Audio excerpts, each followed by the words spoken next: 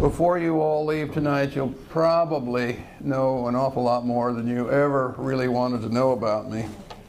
But Angelus had asked me if I could speak about a title, something like, "Can we save historic buildings and give them new life at the same time?"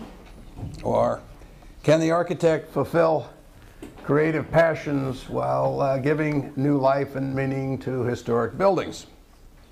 And I thought, well, geez, does this sound like the introduction of an old Stella Dallas radio soap opera or not? Can a woman of 39 find love with somebody 3 times her age or something like that?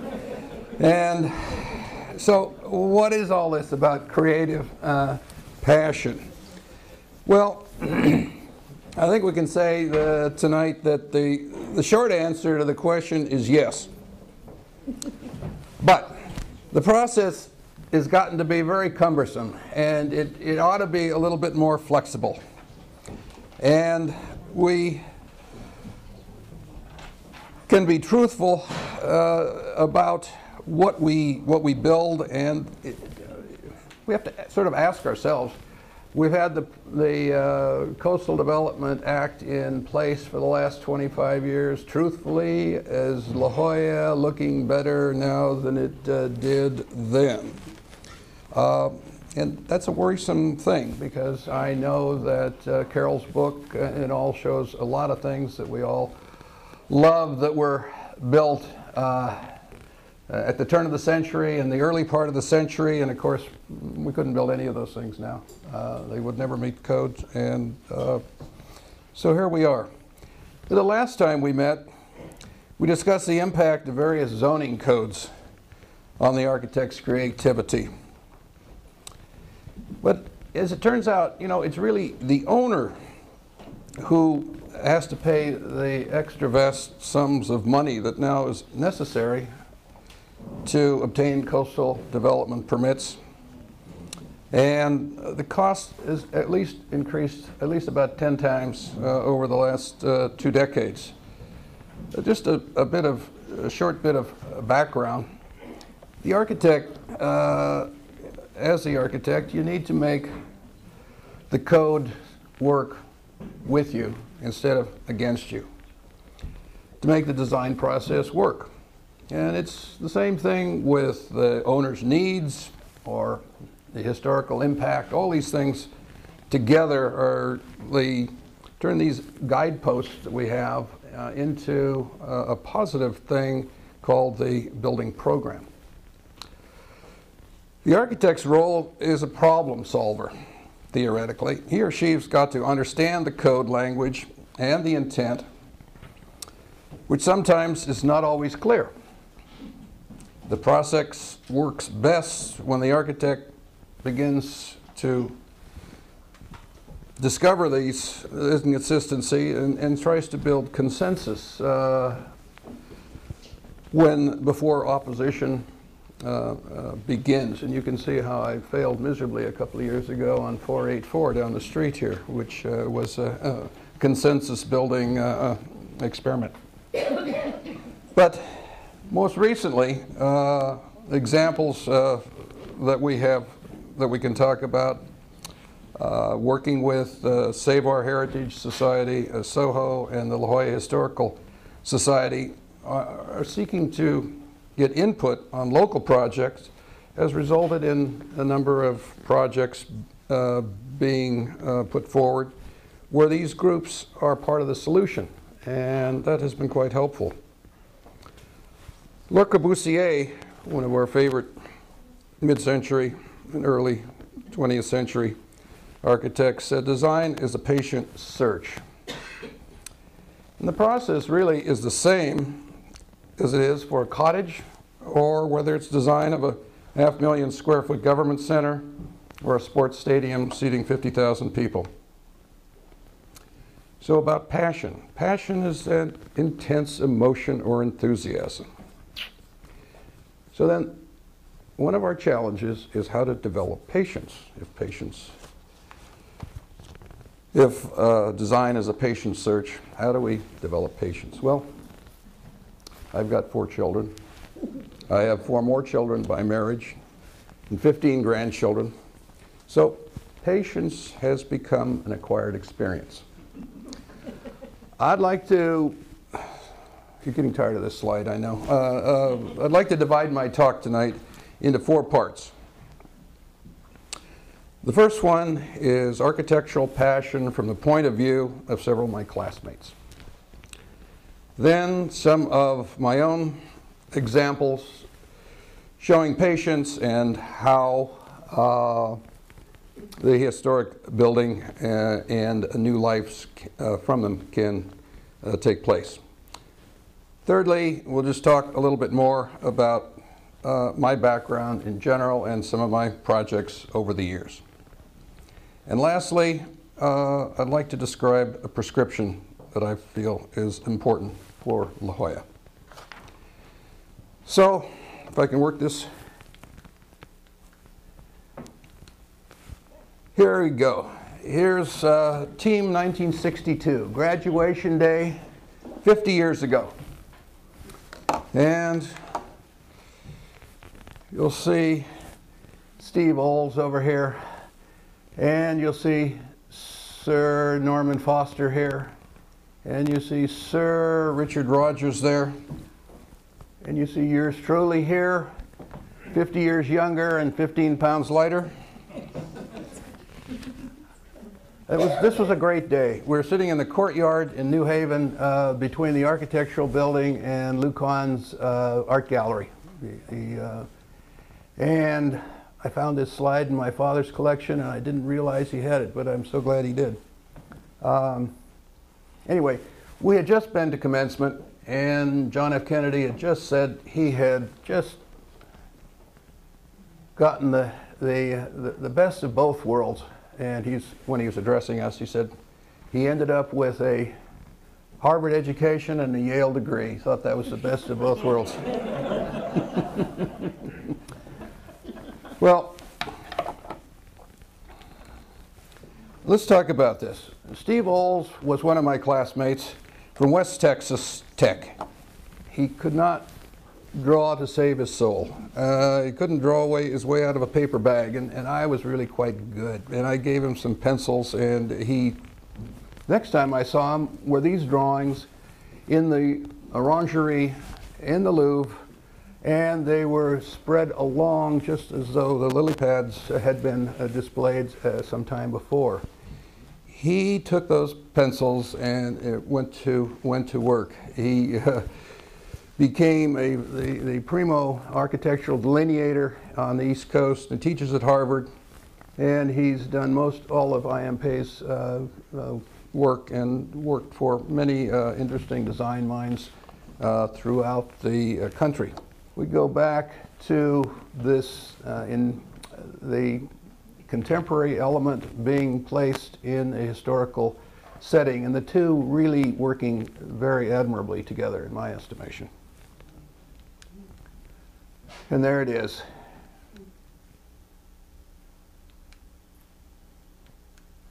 Now, Norman Foster has transformed the European architectural scene with projects in 150 cities and 50 different countries.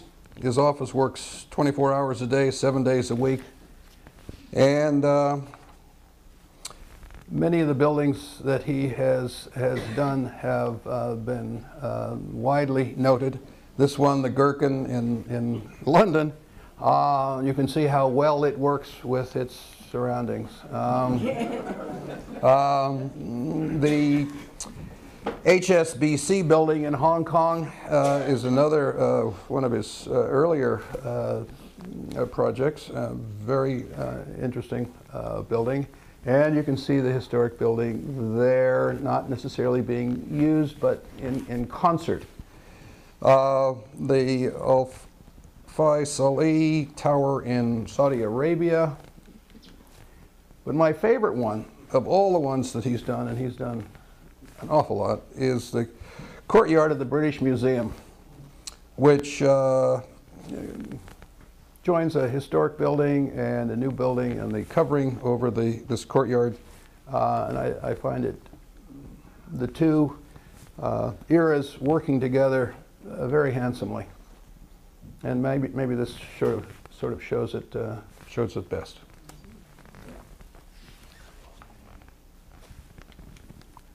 Now, Richard Rogers, best known for his Lloyd's building, London, the Pompidou Center in Paris with Renzo Piano, and more recently he has, well, in let's see, he did the Millennium Dome in London, and more recently the Tower number 3 of the World Trade Center in New York is underway. And so you can see there the Pompidou Center living in its surroundings, neighborhood. Now, so we can see how you feel about how things like this work together. And of course, Napoleon's architect had another idea of how to make things fit in this great city. So there's a magic that goes with this, and I don't know. Le Corbusier was talking about design as a patient search, and I think he meant reviving and reviewing one's own design thoughts. But we in La Jolla have taken it to new levels of overlapping scrutiny. So I've developed a skill over the years by working patiently with local boards, which, when you think about it, is very much like solving the puzzle of a vintage MG motor car. So, on Wednesdays and Saturdays, you will find me not at the office, but at the workshop, and restoring and doing these fine British motor cars. This one has just, which many of you have seen at the La Jolla Motoring Classic over the last couple of years, is now on its way to Sao Paulo, Brazil next week. And this is my therapy for patience and developing this kind of an attitude. So, you see, there's not a lot difference. The motor car versus something like this. Here's the Erling Rohde Plumbing Building on Girard Avenue from 1929 to 1986. We bought it the last day of the year in 1986, the day that the tax codes changed from 33-year depreciation to 16-year depreciation, and so we, with another couple, decided that we would develop the building to its fullest, and so the White Rabbit bookstore was at the lower level, and our offices were on the upper floor. We kept the facade, and we added the area up above, and it has been a wonderful place to work and to be in downtown La Jolla. The architectural critic Kay Kaiser said it strikes a fresh balance between respected village-friendly components and the mechanisms of modernism. This was in 1988. And it's been a great place for these last 23 years, and I even envy my own self for this very good fortune. Here was a initial shot with a Joyce Cutler Shaw installation when we first opened the building. Now, working with some folks here, some of whom are with us tonight, the Historical Society. There was a lot of enthusiasm and some concern about the Copley buildings on Ivanhoe and Silverado Street. And what's to be done with them? Well, the office and the library and the area in between, since the paper was sold, these properties were going to be sold. And so how do we sell them? Well, what do we sell? Well, they asked me to do a evaluation of each of the properties, and a couple of years ago, which we did, and with zoning and what can do with the zoning and all. And I said to them, I said, well, maybe what you ought to do is let's get a coastal development permit on something. Then you've got something to sell. At least somebody can do this. If they want to change it, they can do that, but it's on their nickel instead of tying up your property while they explore all the possibilities. Well, that very thing happened, but I didn't get involved. So a year and a half later, after they'd lost that time, they came and they said, well, why don't you help us, and we'll take this central area here and we'll see what we can do. That right there to there to there. The library had already sold. The office building is still for sale. And so I said, well, let's do this. Rather than wait till the last minute and come up with a scheme and then have the Historical Society get excited with us, why don't we get them on board and have them be part of the decision-making process? So that's what we did. As you can see here, number 9, after 8 schemes, we came up with a scheme that everybody could sort of sign on to, and also Soho could sign on to. So we proceeded with that, and now, so here you see the Ivanhoe view of Mayberry Cottages, and 2 of these buildings are existing historic buildings with some additions to the back of them, and there are some new buildings along there as well. On the alley, or Flint Lane, some more modern buildings, probably more to the thinking of Irving Gill or La Jolla-esque kind of arrangement of shade and shadow, working with the buildings which are across the alley, so that you have similar kinds of things going on both sides. And we proceeded with getting a coastal development permit. However, during that process, it was sold, and so it's moving through the channels right now. Now, in 2007, this little Tom Shepard building was sitting there nicely, and we thought with the owner we could do a redevelopment of this property, which is 50 by 100, and we could get 3 townhouses, keeping the front portion of the Tom Shepard building intact, and do it without a coastal development permit. And we did. We got ready to pull the building permit when the owner called and said something terrible happens. I said, what's terrible? What's terrible for me? But he says, somebody has just offered me $3.5 million for this building, which is only 3,500 square feet on this tiny postage stamp lot, and I can't do anything except accept it. Well, he was right. He should have. Anyway, and then we have 484 Prospect. Well, 484 Prospect is a lot of things have gone on there, as you might remember. It started out life, architect Louis Gill, as a nurse's home. It was doctor's offices, and then it was executive offices and residential / offices, and then at one point a memory care facility attempt, and now it's Doug Manchester's just bought it, so I don't know what's going to happen to that. It still has retained its charm and has a wonderful, wonderful view of the ocean. 1996 Coast Walk we turned 2 flats into a single-family home, giving some 2-story spaces. And it's pretty hard not to like brick paving and shingled exteriors and trellises and greenery, and what else can I say?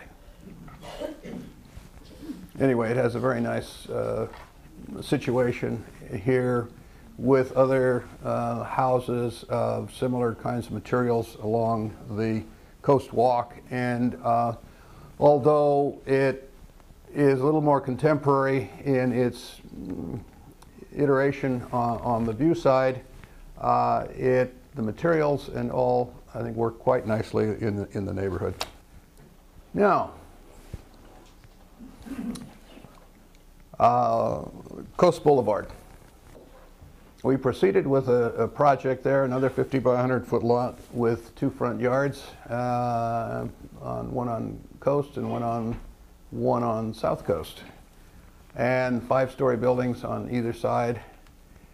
And we looked at a couple of alternatives. This was keeping part of the front cottage, and this was not keeping part of the front cottage. And as you can see, what prevailed was moving the part of the building to the other side of the site, building a parking structure under it, but moving it back to its original location, and building beyond the ridge line. So the question is, do we have too much code influence in La Jolla? I don't know. We did what we were allowed to do. Should we have done it this way? Some question in my mind. Now we come to the backside of the Green Dragon colony, where you'll see on the wall over here there's a section showing where East Cliff, Gables, and Jack-o'-lantern actually fit in relationship to Eddie V's and the other buildings, which are off of Prospect Street, which you see here in the background. 3 townhouses on the same site, the Green Dragon site, and right next to Brockton Villa to the right here. Brockton Villa, incidentally, is a good example of what we're talking about tonight, except that it took that man 2.5 years and nearly his life savings to turn it from a historic house into a restaurant. And talking with him later, I said, well, was it worth it? And I never did get a straight answer from him on that. But here's an instance where we had a coastal permit on this property, this portion of the property, or almost had. And this is a project which is approved by and enthusiastically endorsed by all the community groups here in La Jolla. But between 1995, when we had almost a permit for 4 units here, now we only have 3. We've now into the 15th month of trying to get a coastal development permit on this, because the fact of the matter is, during that time, the code has changed, and the code says that that if you have a property that fronts on 2 streets, neither of those can be called a backyard. They both have to be front yards. And in 1996, you could choose. You might want to have Prospect be the backyard and Coast be the front yard. So our own PDO says, Plan District Ordinance, says that you can't have any residential in the front yard. Well, if there's no front yard, theoretically, these shouldn't be allowed. And you should have commercial here, and nobody wants commercial there. And so we're 15 months into trying to convince the city to give us a permit, coastal permit, so we can start making drawings to construct these. Anyway, you can see up above there to the left is Prospect Street, and down below is East Cliff and the curb and Coast Boulevard. So the construction of these houses will in no way have any effect on view from the buildings at the upper part of the site.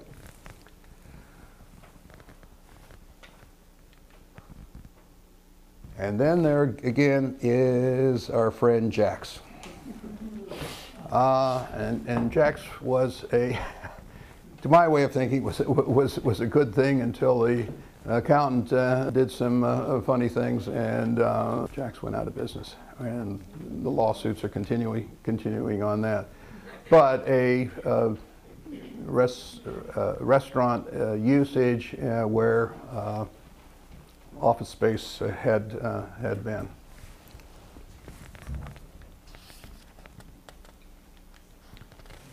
And change of use.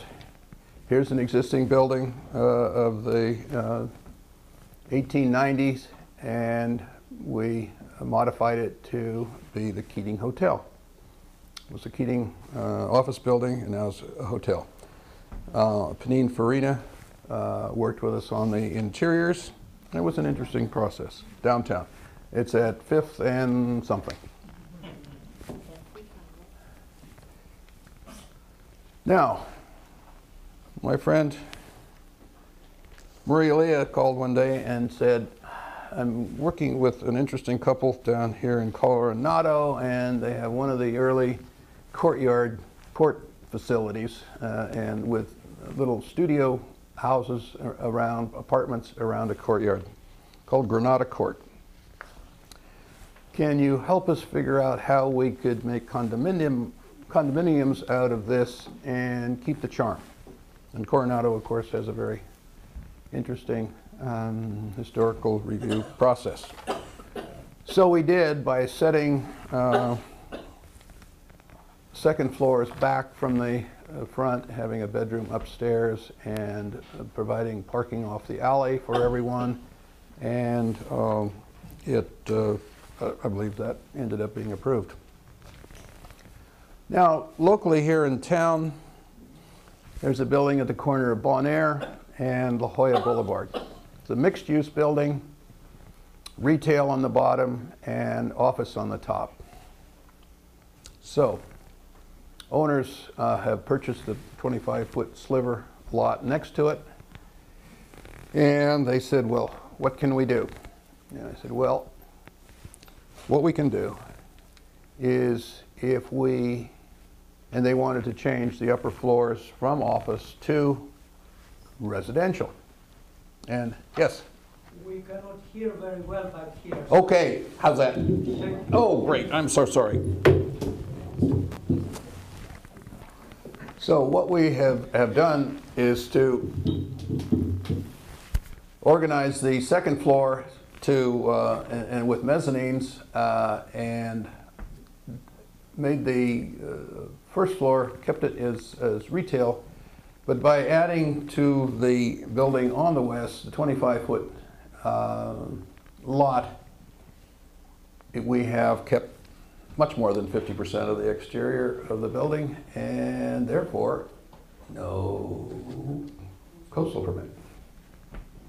Now here's another one, keeping a historical portion of this interesting place intact, and developing the memorial walls around it. The central area, of course, here was done in 1954, and the Memorial Association asked me to look at creating some walls where plaques could be placed for memorial of both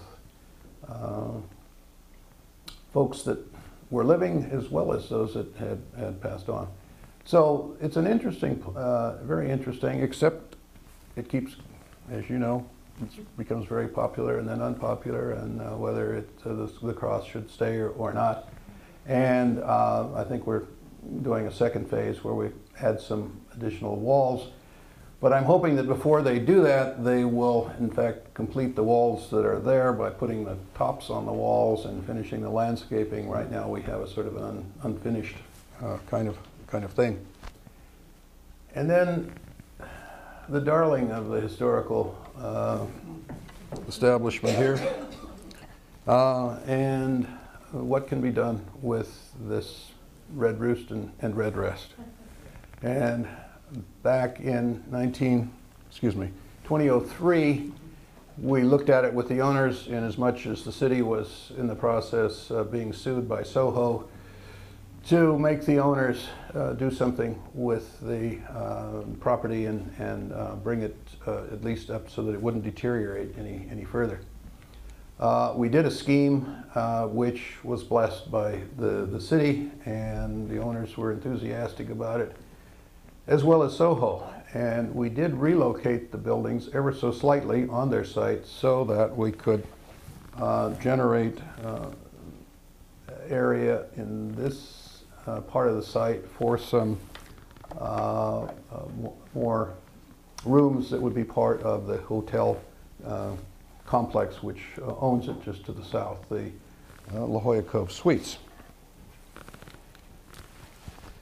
Then in 2007 and 8, we have looked at the possibility of 1020 Prospect Street, that building right in the middle of town, which you see on the model over here, which has been an office building since about 1968, with absolutely fantastic views of the ocean and those people get to see them a few hours a day when they come to work. But the 30-foot height limit is right about here. And I've been preaching to every owner that's owned that building that you really ought to do something with it as far as using it 24 hours, like having residential use there. So we started, and we got a tentative map was approved, and we have 16 apartments, nice sized apartments, and we were in the middle of doing the contract documents for that. And about 3 years ago, last month, it was time to not do anything more because of the financial situation. So there we are. So we wait for that to change, but we hope that that will be the case. Now, you might know this one, 464 Prospect. We were the consulting architects with this, and perhaps that was just as well because of all of the fracas and lawsuits and whatnot that went on to it afterwards. But the building was a hospital, as you know, Scripps Hospital, and this side of it faced the ocean. This is not the historical side. That's the historical side, facing Prospect. And so we worked with the city and got them to allow us to put at least some balconies occasionally on the front and keep everything the way it was on the back side, which heretofore looked like a meatpacking plant. We were able to open up and cut holes in the walls and get some views for these folks. And these are not my drawings, and I really have to say these drawings, these two drawings, are done by Paul Gleason out of Newport Beach, and I think very highly of his work. Now, question is, like she said, how did Alcorn get this way? Well, here we go. The summer of '62. It's not that movie. That was the summer of '42, but this is the summer of '62. And what you see here is the Oakland Museum. And as a young architect right out of graduate school, I had the good fortune to be working with the Aero Saarinen office, which had this job.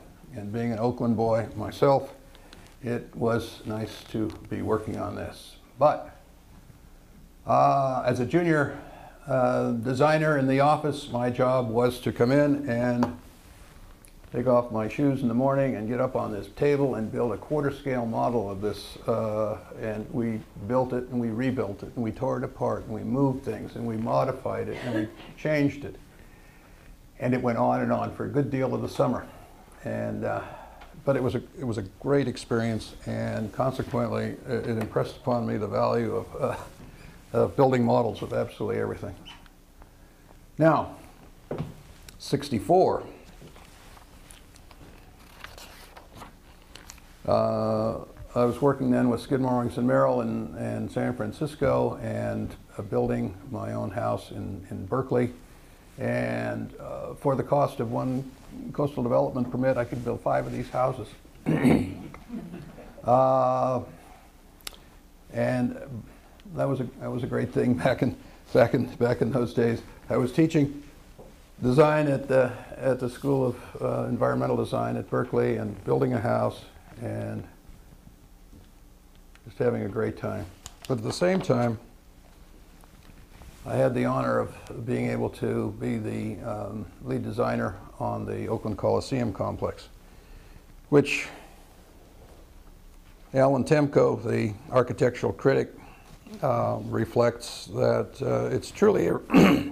it truly reflects its time and community. The complex expresses progressive modern confidence through its calm, powerful structure. It's an irresistible work of structural art. It was a great experience to work on this, and there were, of course, 50 people working with me on it, and I had Chuck Bassett ahead of me working with me on it, and so it turned out to be 50,000 people inside the seating bowl and 15,000 in the stadium, or in the arena building. And it was a great time. Then Laney College, also in Oakland, creates a compact, secure urban village for student use. And I'm just going to read this. As a modernist, I feel architecture is about the making of communities, both the solid building form and the people spaces in between. My notion of architecture by subtraction results when the geometric mass and the volumes are carved away, leaving quiet urban forms and spaces. So really, I think this is easier to read. The buildings are 2-story classroom buildings on the outside edge. They form a group all the way around, and the inner side here, these 4 buildings, the gymnasium, the theater, the student center, and the library around the quadrangle, and then an administrative building here. And it's though you took a cube of butter and you just had a nice slice. And you sliced all these pedestrian ways through there, and you opened it up to let light and air and in, and underneath this thing, the BART tunnel runs from bottom to, and then there's the outflow, is a 36-inch outflow sewer going through here. Up in the corner, there's the Lake Merritt. It's just right there. The museum that we looked at just before is just adjacent, and it's right there in that location. And the Oakland freeway goes right through the parking lot right here. So all these things are going on. But within that precinct, you have some very nice spaces.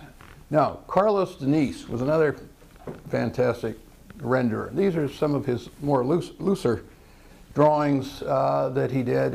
He was out of Los Angeles, passed away now, but these were some of the upper courtyard student classroom areas looking out onto courtyards. The swimming pool is Olympic size, and the administration building in the background. The entrance back to the city. Now, in 75 and 78, I was living here in San Diego in Del Mar, and well, you might remember what happened in 74. There was a sort of a downturn in our profession, and as being a vice president with Frank Hope and Associates, the largest architectural firm in San Diego, and a nickel wouldn't buy you a cup of coffee. So I did some consulting work with a firm in Beverly Hills, John Carl Warnicki and Associates and Dan Dworsky, and went on to become vice president of John Carl Warnicki's office there. And this is the Ventura County Government Center. And it houses about 500,000 square feet of administrative space, 38 courtrooms, and then the second phase was a pretrial facility over here. Talking about the building program, which I did earlier, and talking about clients' needs, the sense of space and the sense of place, actually, and the other things that have to go into it. Program for this was, as you can imagine, quite extensive, and government departments don't particularly like to talk with other government departments. So it was a real challenge to determine that one department could actually share a duplicating machine and a Xerox machine and maybe even a copy machine with another department. That was something absolutely new. But it did. It came in way under budget, ahead of schedule, and everybody was a hero. And I must say that going back today to look at the building, it's kept in very good nick, and by comparison to our own county administrative buildings, I'm embarrassed when I come here to San Diego. They said, well, couldn't we have something with a Spanish influence? I said, well, not with 500,000 square feet. I mean, you're going to, first of all, you're not going to see the roof. So why don't we, let's go back to this. Why don't we put terracotta tiles on the floor? Why don't we put wood soffits on the outdoor corridors around on the ceilings? And why don't we have the concrete the same color as the sand on the beach? And it's very close to adobe. So we got aggregate and we got sand to be pretty much the same color. And it worked. There you can see the colonnade coming around. Now, jumping back a little bit, this was 1973. This was designed for a enlisted men's club in El Toro. Never did get built, but I came across this slide, and there's something magical about some of the way these forms go together, and it expresses this idea of architecture by subtraction that I talked about earlier, so I thought I'd just show it. Now, here we are in 1977, 78. This is the First Church of the Nazarene in Pasadena. My partner at that time, Carl Gady, and I had this as our first job to start our office. And he called me one day and he said, well, couldn't you come and help me? I said, you're over there in Beverly Hills, and during the day, could you come over here at night and help me? You know, I got this big project. We had worked together in San Francisco before. I said, let's do it. So I told Jack Warnicki, I said, I've got to leave because I got to go. Oh, no, he said, you can be a vice president in 2 corporations in California at the same time. I didn't know that he was, if I stayed with him, the second phase of that Ventura County Government Center was ours, and if we didn't change any of the people on the team. So I stayed, and it worked out just fine. Anyway, this building did get a AIA award in Pasadena years ago. Also, about the same time, we were doing the Brea Civic Center. And here's a model of the city of Brea. It's a public-private partnership which worked in such a way that this became a redevelopment area. Small 4-acre parcel in a 100-acre shopping center. And the city manager, very shrewd, he said, well, you can have this parcel out here. We'll keep 4 acres right here. We'll pay the taxes, and all the taxables will stay right here in town, and we'll pay for this very quickly, and it worked. Anyway, that's the city of Brea. It has the police facilities, it's got a theater, it's got the school administration building, all the city offices, as well as the library in this complex. Now, 2002, 800 Ash Street, downtown San Diego.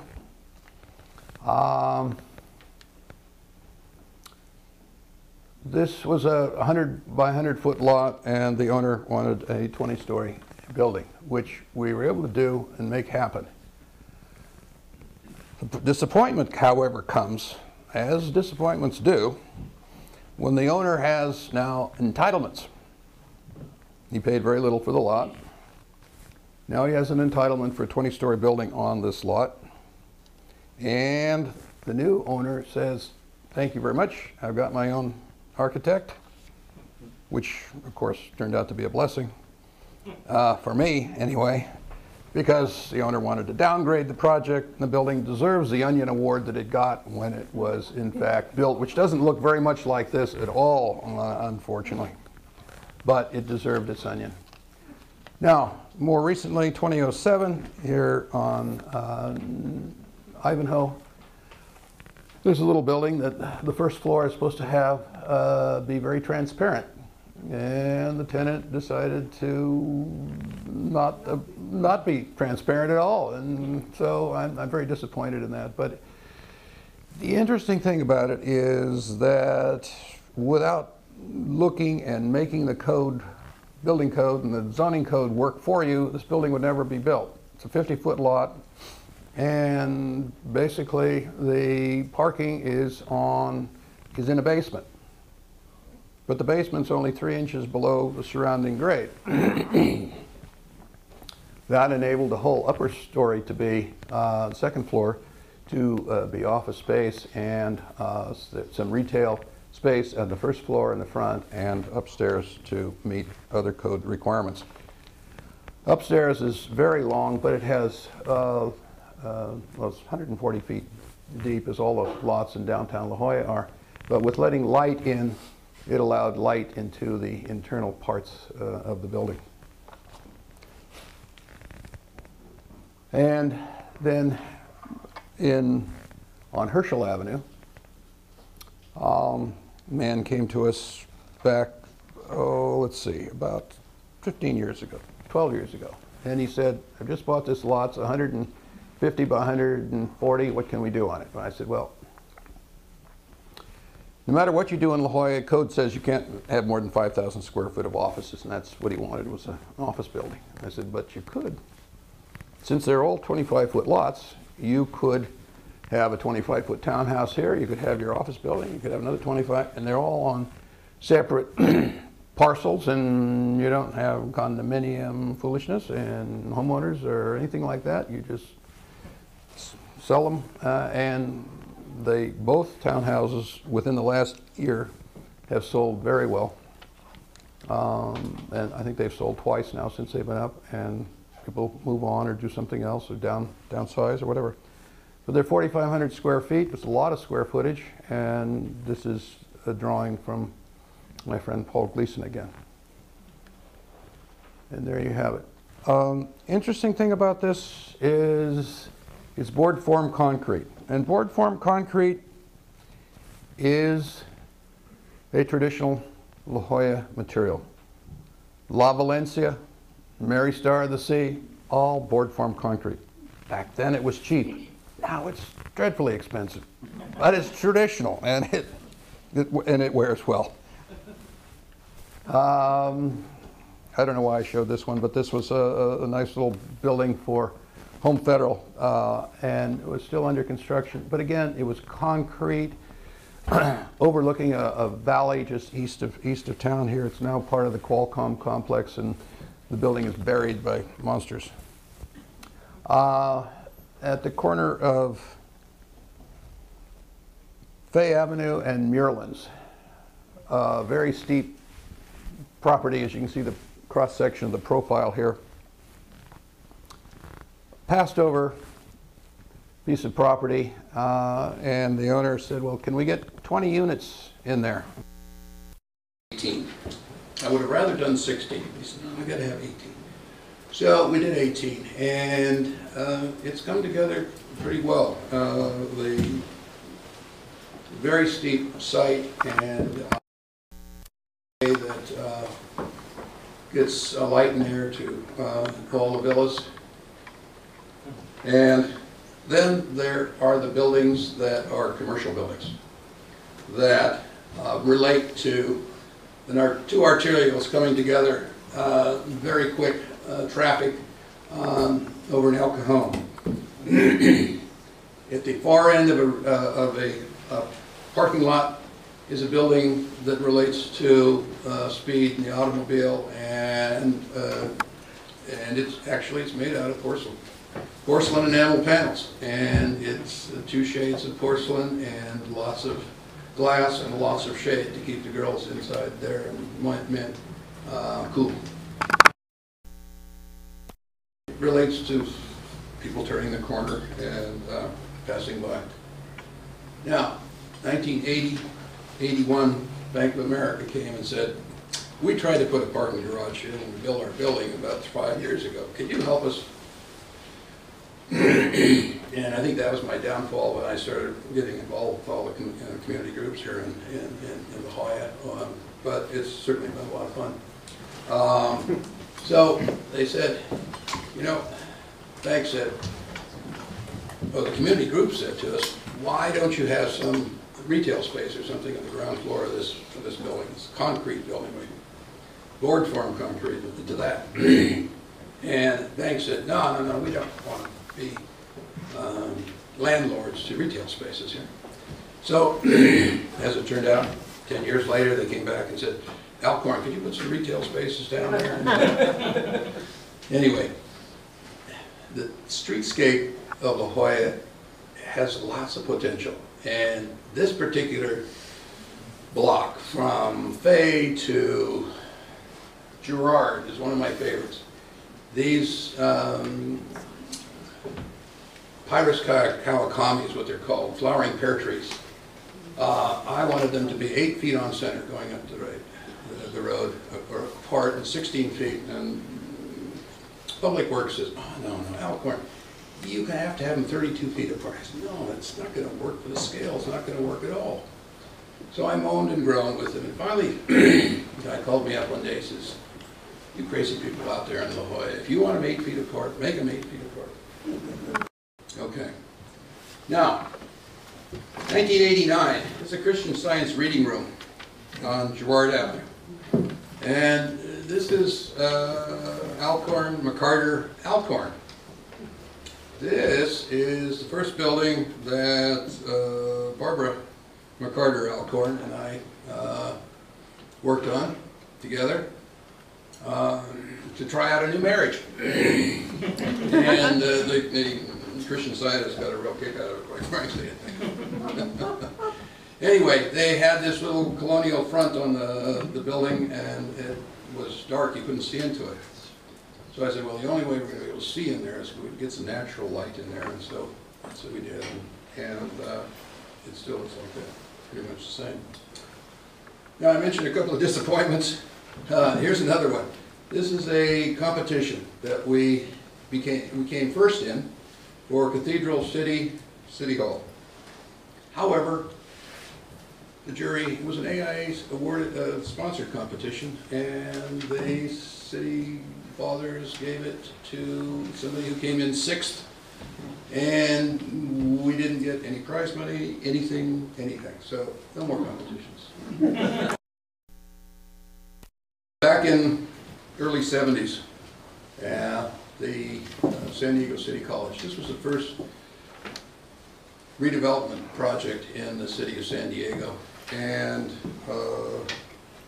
we did both the master plan for this, although several buildings were already there.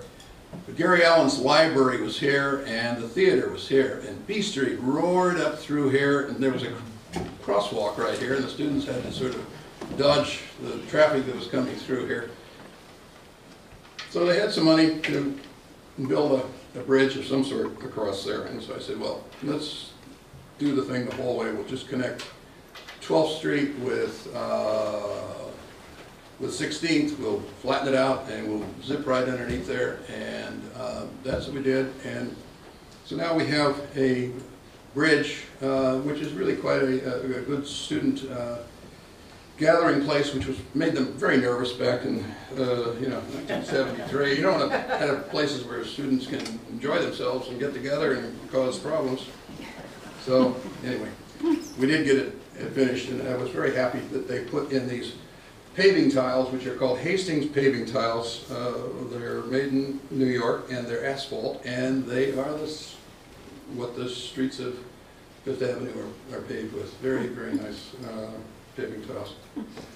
Back here in La Jolla, Margaret's Cleaners, as it was supposed to look. Painted off-white, but when the brick got up, the owner said, "Oh, you're not going to paint that red brick. We're going to keep it red." So yeah, I'm afraid it's red. Quickly, 1983, Leventhal House in Rancho Santa Fe. Long, single-family, low house, white painted brick, which the other building was supposed to have been. And a nice dark black slate roof until the sun came out, and the sun bleached the slate as you can see it. Completely bleached it out. 1977, Delmar, the Lemke residence. This gentleman had found the last load of tile antique, which he imported. And we subsequently, the floors, the doors, the walls, not the walls, but the window frames, and lots and lots of material.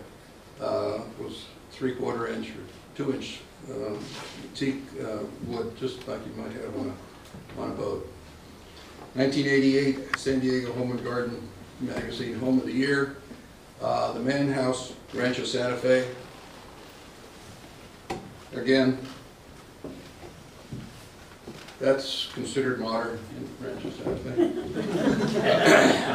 Had a very hard time. I probably couldn't get it that way right now. As I sit on the advisory board occasionally out there, it probably wouldn't happen. Anyway, it was a lovely house, and we did some grading, a minor amount of grading on the site, made the site into a marvelous place, and the rooms were glorious. And only good things happen when you have a great client and a good contractor and an architect who's willing to put the time and effort into it. Then in La Jolla, contrasting Rancho Santa Fe modern by La Jolla modern, a house we did a few years ago, up on Inverness Court, or Inverness Drive, I guess it is.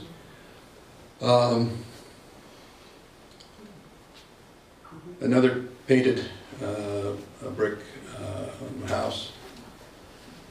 You can't have board form concrete unless you can have painted brick, right?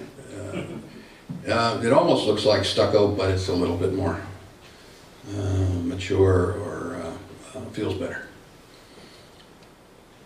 The interesting thing about this house is that it overlooks Torrey Pines Road and Canyon coming up, as well as the Mount Soledad to the south there. And when you are coming up Torrey Pines Road at night, leaving the village, you come around a corner and you look up, and sometimes the house is lit, and it gives me great pleasure every time I see that they've turned on the lights. Anyway, La Jolla modern at this point. Now, every time an architect, this is the last one. Just want to warn you. Every time an architect picks up a pencil, he's creating history. And my prescription for La Jolla are some examples of a few projects here. And this one is called The Resort in La Jolla. It was done at the behest of a developer who was wooing the La Jolla Cove Suites property. And you'll see the Red Roost and Red Dress is located here. The La Jolla Cove Suites main building is right here, but the family owns property coming all the way up here, with the exception of one little property right there, where the Starbucks is. Anyway, this is an interesting idea, and we've worked with two developers approaching the owners on this property. There would be the view from Prospect Street with retail facilities as required, with a view out towards the ocean. And this would be the residential or townhomes part of the resort facing Scripps Park down at the lower side, with a cascading stair coming down through from Prospect Street. La Valencia Hotel just to the left, and the entrance to the lobby down below of the resort. So if you look here, you see the section coming down. You come all the way down. It goes from 100 down to 110 down to 70. So you have 40 feet of change in elevation. And the 30-foot height limit is intact, and things cascade down the hillside in a very lovely, to my way of thinking, way. Where you would drop your car off at the lobby, you still have a view out, and you ascend down into the lobby like you do in some hotels in Hawaii. And I think the best thing of all would be this way of tying Prospect Street to the ocean, which you have very little of. Now, the other part of my recipe, the prescription, is what's called the famous La Jolla dip. You recall, in 1991 I was called the La Jolla dip, and I was chairman of a committee sponsored by the La Jolla Town Council that looked at a lot of things, streetscape and things of that nature.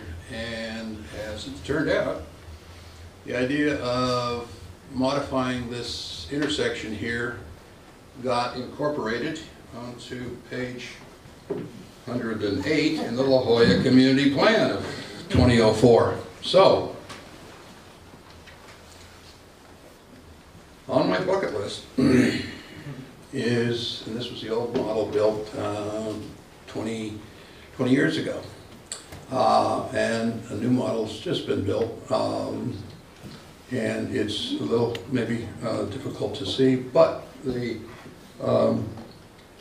idea is that you, and here we are looking down Prospect Street, and so instead of using up this wonderful space up above, we build a belvedere, and we have a pedestrian promenade, and cars go down and back up, and you can see it on a drawing over on the wall over here, which might make it a little more clear. But everything is done in the public right-of-way. Nobody gives up any property. We have new curbs and gutters, and we have some retaining walls, and we have some rerouting. No traffic movements change. Everything remains intact. And this area right here is the belvedere, which is a French term for a man-made overlook for such a case.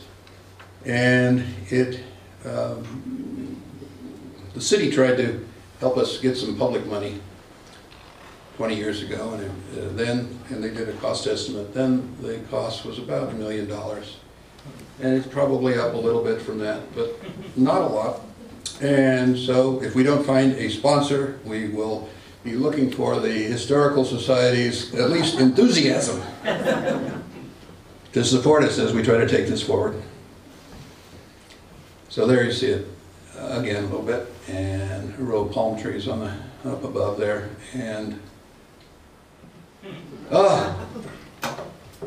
you may have seen this picture in the La Jolla book. that the French gentleman did some time ago.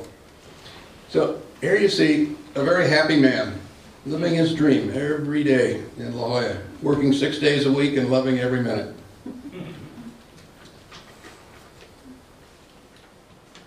And now our firms have merged, and you all know Paul Benton is chairman of the La Jolla Shores Advisory Board, and also is chairman of the La Jolla Permit Review Committee. So in closing, my coffee mug at the office has a line, and I'm going to read this, from a local hero called Irving Gill. Quote, "Any deviation from simplicity results in a lack of dignity." As a modernist, my chosen architectural direction seeks simplicity with solutions that unfold with ease, avoiding contrived complexity, and that's who I am. Thank you.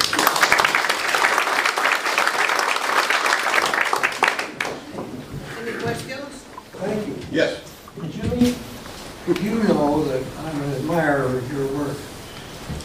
And one of the things that I admire more than almost anything else is your sense of scale.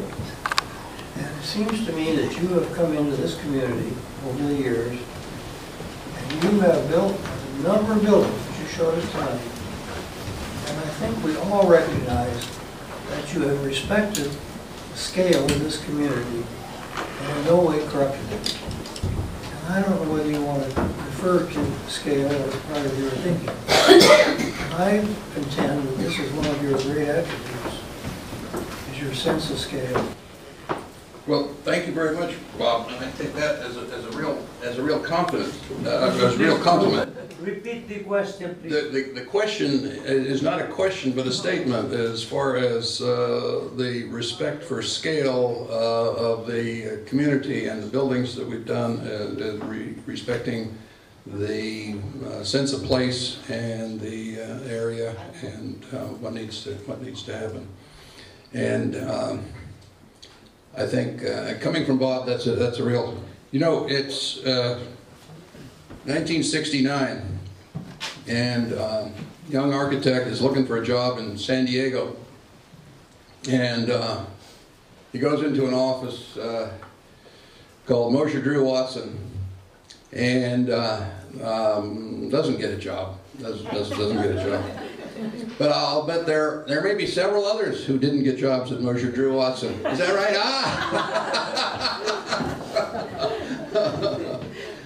Yes. I'd like to ask you a question as an architectural historian. Your first project, you were looking at the Open Museum, and you were talking about this subtractive design process. Mm-hmm. I was going through David Gebhardt's first guidebooks of Northern California, and he described that as cut-out box.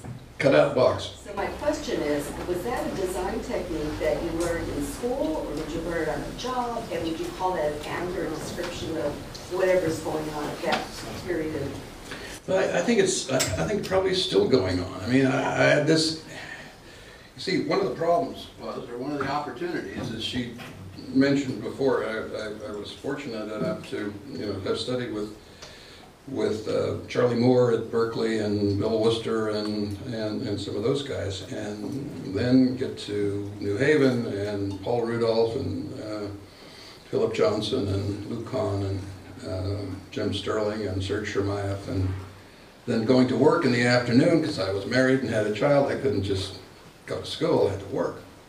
So I was working at the Saarinen office with Caesar Pelli and all these guys, and my classmates really turned out to be these absolutely fantastic world setters.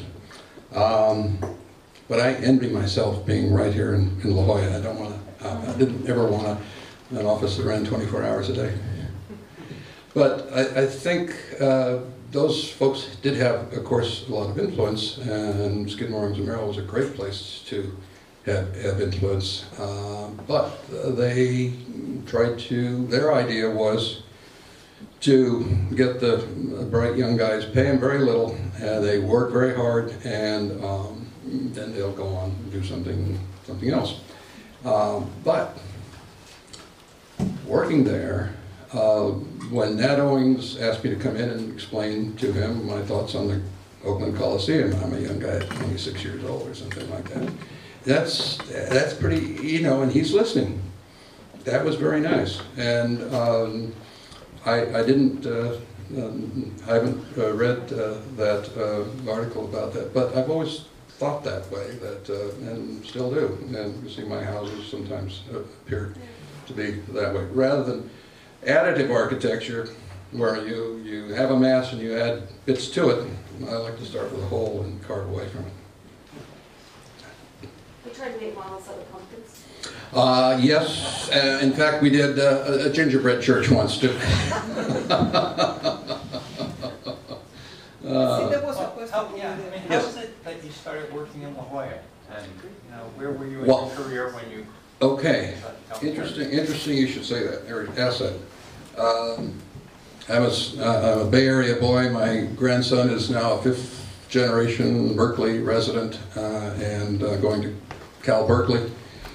And he's just changed his major last year into urban planning, which I'm quite excited about, quite frankly. He's from Poway here. But I'd spent 5 years at Berkeley, a year in New Haven, and then back to San Francisco throughout the 60s, where free speech rights were going on, and I was teaching my kids, and I didn't let them out of class early enough to go participate. So we kept going, built a house, and decided there was a woman living across the street with the Charlie Moore house. She was an absolute unbelievable person. Our family couldn't live there anymore. I guess we decided we had to move. so we moved, and I couldn't think of anybody else I wanted to work for in San Francisco. So, which sounds like a funny thing to say, but that's the way I felt at that time.